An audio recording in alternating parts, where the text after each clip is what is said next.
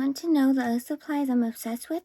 Check out my personal favorites of 2024 and see why I love them. In no particular order, I'm gonna start off with watercolor. I love watercolor because of how organic it looks, how you can't control how it turns out.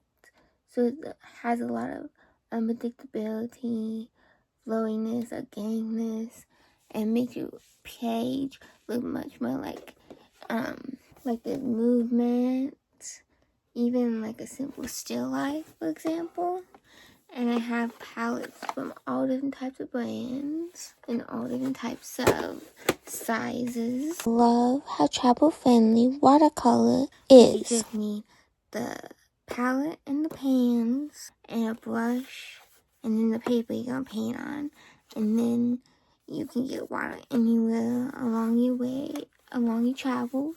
If not, take water from your house.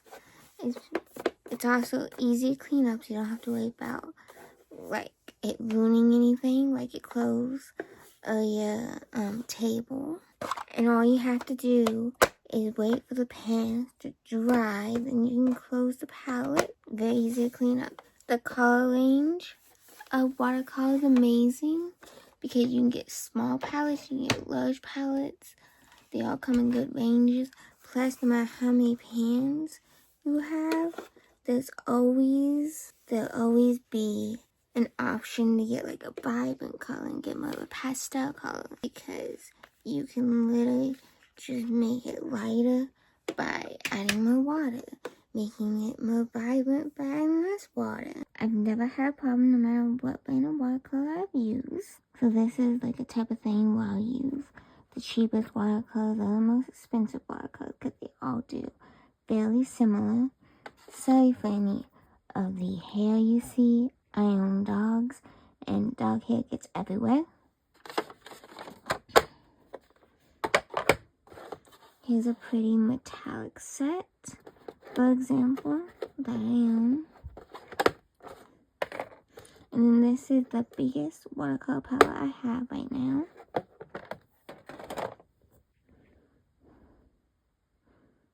You can tell they're all messy and used because I really like watercolor a lot.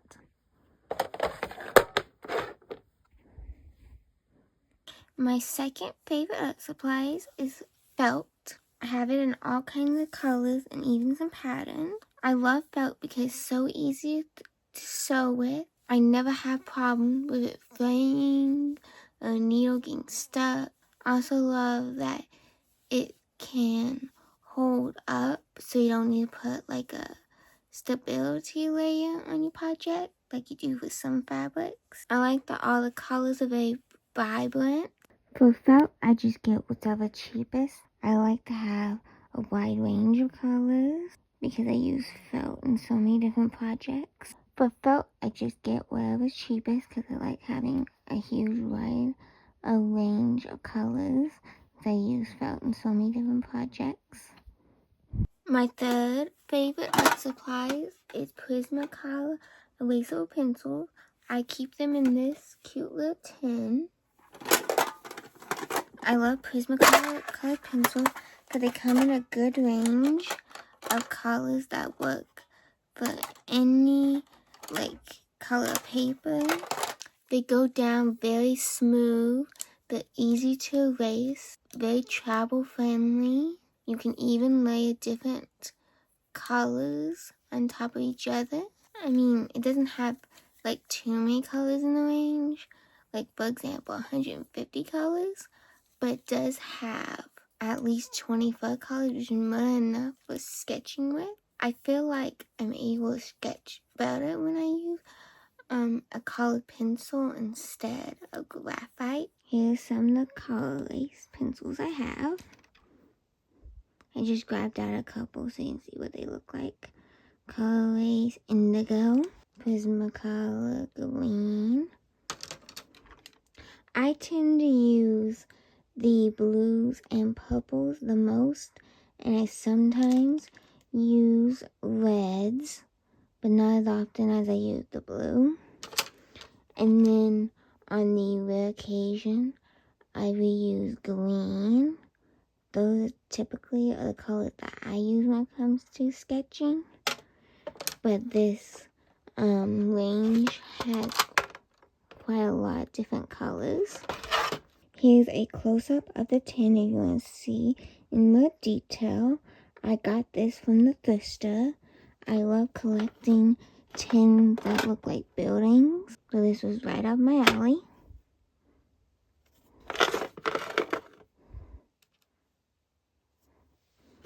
It's cute and Christmassy. The front and back basically have the same buildings. If you're loving these art supplies, make sure and subscribe for more art-related content. And please comment down below what's one of your favorite art supplies from the year 2024 so we can all get inspired to try new things. Another art supply favorite I have is a couple art books. I've been sewing a lot in the past year, so the two books that were my favorite were stitch guides. The first one is like a general stitch book that just shows you a bunch of stitches that you use for like cross stitch and embroidery in general. The second one is a Sachiko stitch book. I love these stitch books because they provide you inspiration of different stitches to try. It gives you a bunch of different stitch names so you can look up the videos easier, because we all have those days where we're like glitching and we can't figure out the names to certain stuff. I think I had the book upside down at first, so this is the cover the correct way. Plus, stitch books are really good for days when you want to stitch a certain type of stitch and the electricity went out, so you can just look through your book, find where a stitch, get reminded what it looks like, and then you can go on and stitch it on your project. Here's some of the stitches in my general stitch guide book that I have.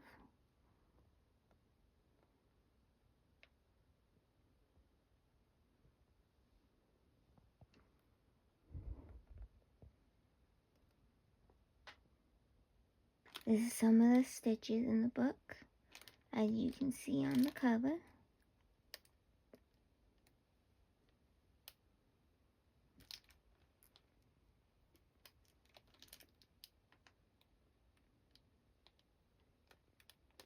My next favorite art supplies is acrylic paints.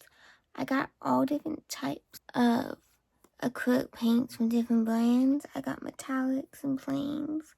I love acrylic paint because it can give you texture. It's very easy to use. It's non-toxic. It has a lot of colors. So it has a good color range. They're very easy to layer. They dry super fast. I'm a very impatient person, so I love when the paint dries super fast. I've never tried oil paint, but I know I would enjoy that type of paint because it takes like 3 years for the paint to dry. And I love with acrylic how you can paint one layer, you can air dry in like 5 minutes, and then you can go on and add more layers and get painting done faster. And I also love how you can use acrylic paint on a whole bunch of different like surfaces. You can do like cardboard and fabric and canvas and paper and wood. It's very versatile in that way. I tend to only like acrylic paint that is more expensive. By more expensive, I mean basically not the craft type of acrylic paint.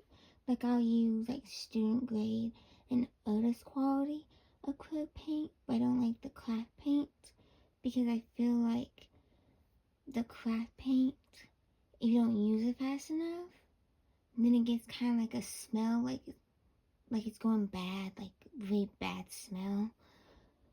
So I particularly like to upgrade and get paints that are like a couple dollars, like $2 or $3, a set of paint instead. Also, I would not recommend the little speedy acrylic paint, which is this one. I would not recommend this paint because I've had the cap on this brand of paint break on me a couple times, while I've never had that with any other brand of paint. After I run out of all of my Master Touch paints, I'm not going to be repurchasing them because they're from Hobby Lobby, and I'm choosing to no longer support Hobby Lobby unless I absolutely cannot find something from another company. So yeah, so after all these are gone, I'll never use Master Touch again. And then of course I needed a big tube of white because, you know, I go through white the most. I love using a size 4 flat brush. It doesn't really matter the brand. The one that I'm currently holding up is Wonder and Wiss. It's W-I-S-S. Wonder and W-I-S-S. It's a size 4 flat. Basically has a flat head. I love using this brush because you can get details. You can get very crisp, clean lines. It's not very big, which means you can get a lot of detail in your work. I also find this brush to be one of the easiest brushes to use. My second favorite paintbrush is a size 3 brush. Doesn't matter what brand. Round. It's a size 3 round brush. I love this for when I need like even smaller details and I need something that gets to more of a point than my flat brush can. As you can tell, I love doing paintings with a lot of details. So that's why my paintbrushes tend to be on the smaller side. But I know a lot of painters love big paintbrushes. I just don't tend to use them as often. When it comes to paintbrushes, I just buy whatever the cheapest at the moment. This is the brand on the flat paintbrush. That's my favorite, in case you wanted to know how to spell it. And then for the other brand, for the other paintbrush, this is the brand. Hopefully you can see it. It's metallic, so I know it's a lot harder to see. I wish all brands would stop printing in metallic because it makes it so much harder to read when it's metallic. My 8th favorite art supplies is pony beads. I love pony beads because they're easy to use and you can do a variety of projects like keychains, bracelets, necklaces. You can make 3D objects with them. You can make 2D objects. I also do like using smaller beads, but I've just been using pony beads the most this year. You can get pony beads in a very opaque kind of colorway. And then you can get pony beads in more of like a translucent colorway. Very cheap and accessible for most people. I've been really enjoying making bracelets.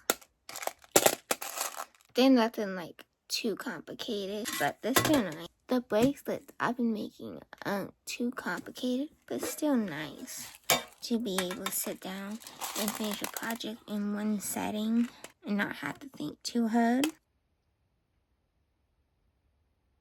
My next favorite art supplies is a hand sewing needle, especially the Big Eye one. I've been using it for like all my projects that involve sewing. I love the Big Eye sewing needle specifically because it's easy to thread, hard to lose, though I still need a needle minder in order to like fully not lose the needle because, you know, I lose everything. Plus, you can use the Big Eye sewing needle with different amounts of thread and different thicknesses, so I'm not always having to change out the needle when I move on from one project to the next. And it's just usually a very good standard needle that will go through most fabrics and look just fine. Thank you for watching. Hope you liked it. Like, comment, and subscribe to my YouTube channel if you want to see more related videos.